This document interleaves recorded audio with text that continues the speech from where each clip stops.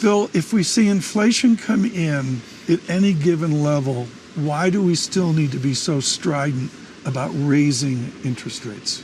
Because getting inflation down to 4% is not getting the job done. If the Fed quits, let's say, with inflation at 4%, inflation expectations will become unanchored, and then the Federal Reserve will just have to do more in the future. We ran this whole experiment in the 1970s where policy was tightened, economy had recession, inflation came down, but it didn't come down enough. And so every trough in inflation was higher through that whole decade until Paul Volcker came in 1979 and had to do a lot. Parse the distinction of a John Taylor of Stanford on Bloomberg 4 or 5 days ago, heated on the need to be responsible and get back to 2%. The Olivier Blanchard work of 2008-9, Sir Howard Davies in England agreeing with Dr. Blanchard, Adam Posen sitting in your chair moments ago saying 3%.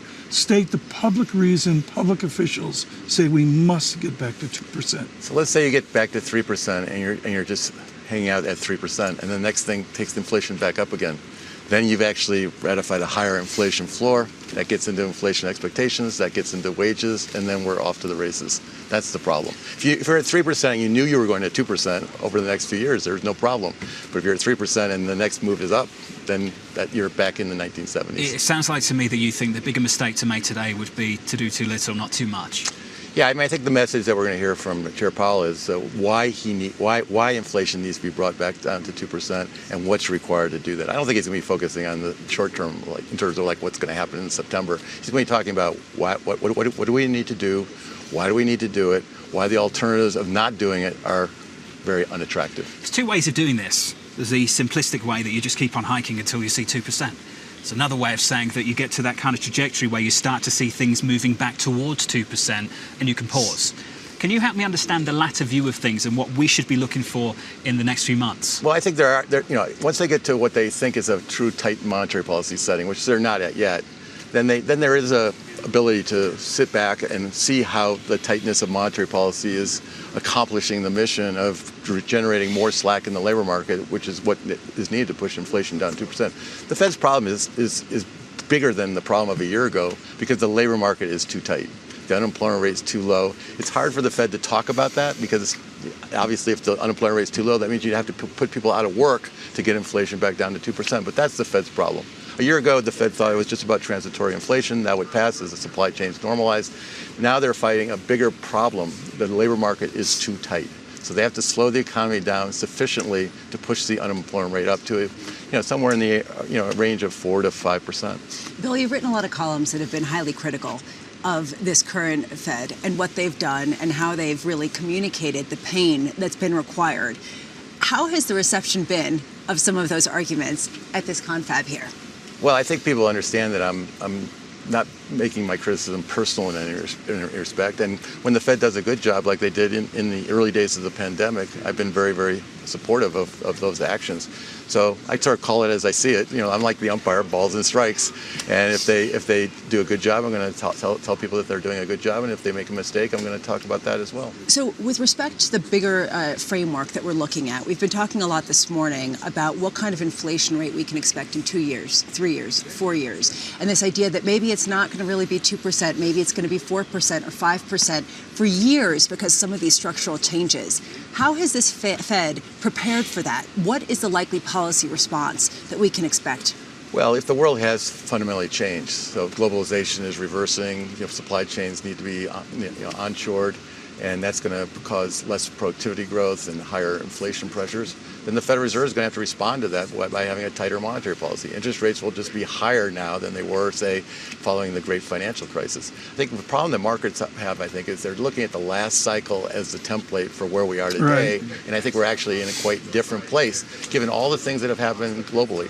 So many people in your camp, including Dr. O'Arian, say somehow we'll survive. There's another group that says the world will come to an end if we get a Dudley outcome. You live this with Ed McKelvey at Goldman Sachs. How does the Dudley rate regime you're calling for affect business, affect investment, affect trade? Well, I think people are getting a little bit overwrought. I mean, the economy has a lot of positive elements. Household balance sheets, business balance sheets are in good shape. We're not talking about the Fed trying to generate a deep recession. We're talking about the Fed trying to nudge up the unemployment rate a bit, to push inflation down a bit.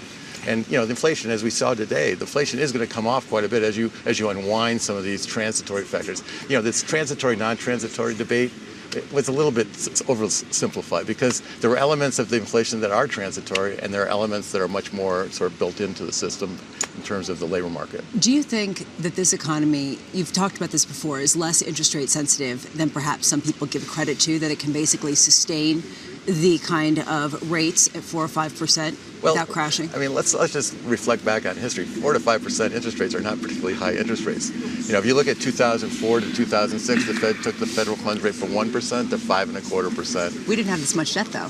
Well, the debt we have today is mostly at the federal government level, not in the households and businesses. If you think about what actually happened during the pandemic, the government's handed out lots of money to people. The government debt went up a lot, but household and business debt is actually not in is in reasonable shape. Can I squeeze this in, because you're the perfect person to ask, and I'll whisper it because there's some Fed officials around us. Do they speak too much? I've just had that question from a Bloomberg subscriber. Do we hear too much from the regional Fed presidents? Well, I think it's fine for the regional Fed presidents to give their views. I think the audience, though, should understand who's important. And who's really important as a speaker is Jay Powell. We're not stopping this. Let's continue this conversation. Jay Powell is the guy you should be listening to. Who is important? Jay Powell is the guy you should be Anyone listening else? to. Of course. I think John Williams and Lael Brainerd, they're part of the troika. That's the three people that meet often to talk just about. Just for people who aren't familiar with who Bill Dudley is, former New York Fed president, part of the troika. Yeah, exactly. He was the guy who should. I can't spell troika. Does anyone else matter? But the chair is the key person. That's why this speech today is going to get so much attention. But Bill Dudley, the heart of this matter with your academics at Berkeley and others, you just mentioned a group of people skilled in PhDs of economics and monetary policy. Are you suggesting that there's a two-tier central bank structure now of the PhDs in monetary theory and everybody else? No, I'm not. I'm just saying that there's a few key seats. The chairman's seat, the vice chairman of the FOMC, the vice chairman of the Board of Governors. They're a little bit more equal than others. Why don't we see much dissent, Bill? I think we don't see much dissent because I think people basically bought into the transitory inflation story. The speech a year ago was correct in a lot of respects. I mean, there were a lot of, the shift in demand from services to goods did push upward pressure on goods prices, and we knew that was going to revert once we reopened the economy. But what the Fed missed, I think, was the labor market. The labor market turned out to be much tighter, much sooner than they expected. Did this occur because all of us, including public servants, were slaves to Greenspan's measured approach? Were we so indoctrinated with the Greenspanian measured that we couldn't get away from it? Well, I think I would say it's actually more fighting the last war. So coming out of the great financial crisis, wanted to be very careful, very cautious, hard to get inflation up to 2%. So the focus was on getting inflation up, because that's what the problem last time was. And it turned out that it wasn't a difficult thing to accomplish. As you said in this interview, we're not going back to that, are we? You don't think we're going back to that? I don't think we're going back to that. Bill Dudley. But we'll see.